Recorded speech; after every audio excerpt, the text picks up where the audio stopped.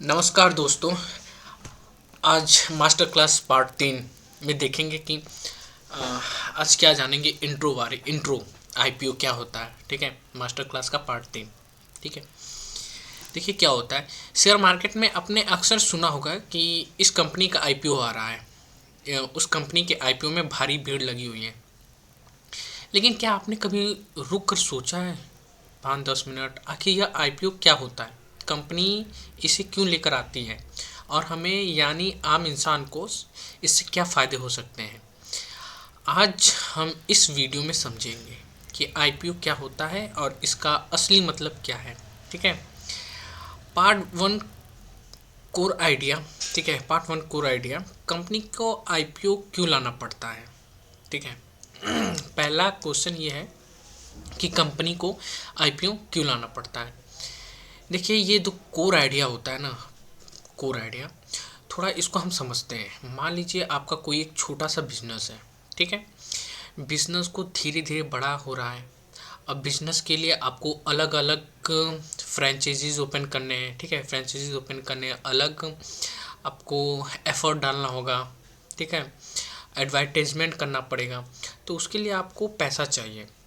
तो इसका सीधा दो कारण है कि दो चीज़ें आप पैसा जुटा सकते हैं, दो चीज़ें से पैसा जुटा सकते हैं। पहला, वो बैंक के पास जाकर आप लोन ले सकते हैं और बैंक आपको लोन देने और लोन के बदले में आपको इंटरेस्ट चार्ज करेगी।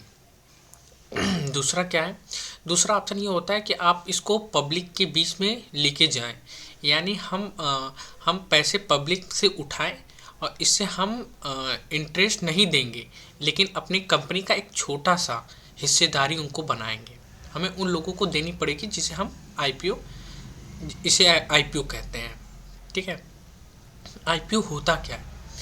एक प्राइवेट कंपनी पहली पब्लिक से पैसे जुटाती है और लोगों को अपनी कंपनी के छोटे से हिस्सा बेचती है।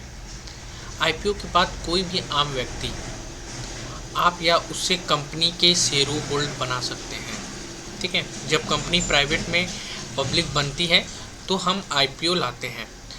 तो पार्ट 3 कंपनियां आईपीओ क्यों लाती हैं। ठीक है, उनका क्या रीज़न है आईपीओ लाने का। किसी भी कंपनी को आईपीओ के 5 बड़े कारण हैं। नंबर 1, ठीक है, why do company launch IPO. क्या है, जुटाने के लिए जब भी किसी कंपनी को अपना बिजनेस बढ़ाना होता है, जैसे नए स्टोर खोलने के लिए, एडवर्टाइजमेंट के लिए, प्रोजेक्ट के लिए, कंपनी आईपीओ के पैसे का इस्तेमाल इन चीज़ों के लिए करती है। नंबर 2, कंपनी की पहचान बढ़ाने के लिए स्टॉक एक्सचेंज पर लिस्टेड होने वाली कंपनियां और ब्रांड वैल्यू बढ़ जाती हैं। ठीक है। नंबर 3, पुराने इन्वेस्टरों को एग्जिट देने के लिए, जैसे फाउंडर जो अर्ली इन्वेस्टमेंट होते हैं, जो कंपनियां शुरुआत में पैसे लगाती हैं, उन लोगों को एग्जिट देने के लिए कंपनियां शेयर बेचती हैं और प्रॉफिट कमाती हैं। देखिए, जब कोई कंपनियां नए ओपन होती हैं ना, तो मान लीजिए कि अगर कंपनी के फाउंडर के पास पैसे नहीं हैं तो लोगों के पास जो होता है पास जाते हैं और वहाँ से पैसे जुटाते हैं। तो उस पैसे जुटाने के बाद ही जब कंपनियां धीरे धीरे करके बड़ी हो जाती हैं और कंपनियां जब आईपीओ लेके आती हैं तो अपने पुराने इन्वेस्टरों को एग्जिट करा देती हैं।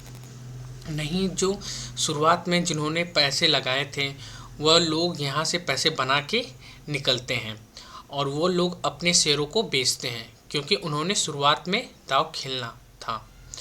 और कई जगह आप देखते हो कि उनके दांव भी उल्टे पड़ जाते हैं। कंपनियां बहुत अच्छी नहीं कर पाती हैं, जो इसीलिए जब वो पुराने इन्वेस्टरों को निकालते हैं तो कंपनियां उसके लिए आईपीओ को लेकर आती है। रीज़न ये है।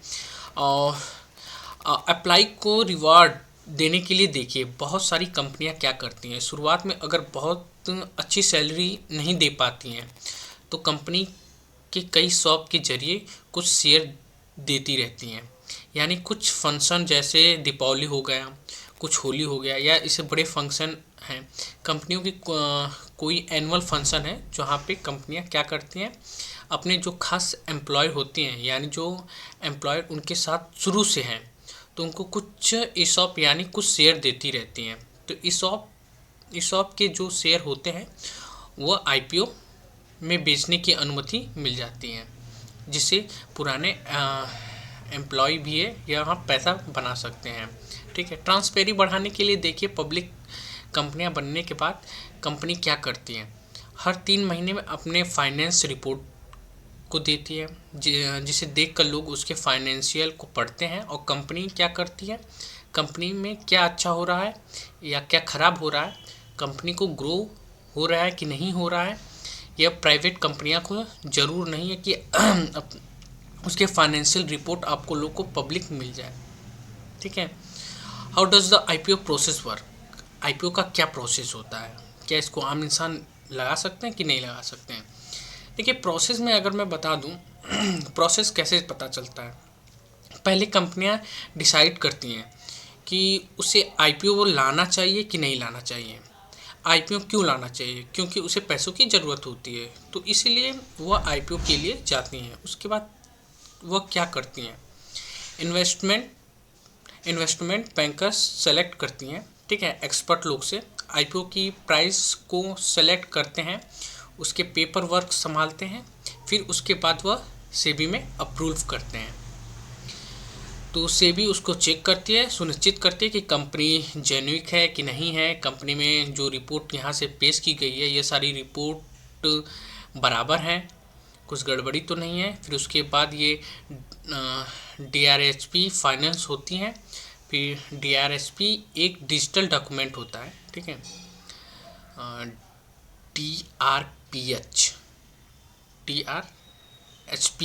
DRHP एक फाइनेंस डिजिटल डॉक्यूमेंट होता है जिसमें कंपनी के बारे में सारी जानकारी वहाँ से उपलब्ध होती हैं। ठीक है, जिसको आप और हम देख सकते हैं, पढ़ सकते हैं। सेबी उस सारी फाइलों को देखती है और पढ़ती है, फिर वहाँ से डिसाइड करती है यह कंपनी आईपीओ में इसको लाना चाहिए कि नहीं लाना चाहिए। फिर उसके बाद प्राइस बैंड तय होता है। फिर जो इन्वेस्टमेंट बैंकर होते हैं वह उसके प्राइस बैंड तक करते हैं और कंपनी किस प्राइस से किस प्रकार 20 में अपना आईपीओ लेकर आएगी। उसके बाद फिर 2-3 दिन के बाद आईपीओ अपना ओपन होता है। फिर उसके आप और हम जैसे लोग वहाँ पैसा लगाते हैं अपने डीमैट अकाउंट से। और उसके बाद कंपनियाँ क्या करती हैं, आपने मान लीजिए आईपीओ लगा सकते हैं। ठीक है, कोई को अलॉटमेंट हुआ, कोई नहीं हुआ, ठीक है, तो हमें अलॉटमेंट देती हैं, तो शेयर हमारे डिविडेंड अकाउंट में आता है। जब शेयर डिविडेंड अकाउंट में आता है तो उसके बाद वह 2-3 दिन बाद NSE और BSE एक्सचेंज में लिस्टेड होता है। और लिस्ट होने के बाद उसमें ट्रेडिंग शॉर्ट हो जाती है। उसी दिन से वो कंपनी प्राइवेट से पब्लिक बन जाती है, देखिए जाते हैं एग्जाम्पल के लिए। जैसे अभी आपको पता है कि गो का आईपीओ है।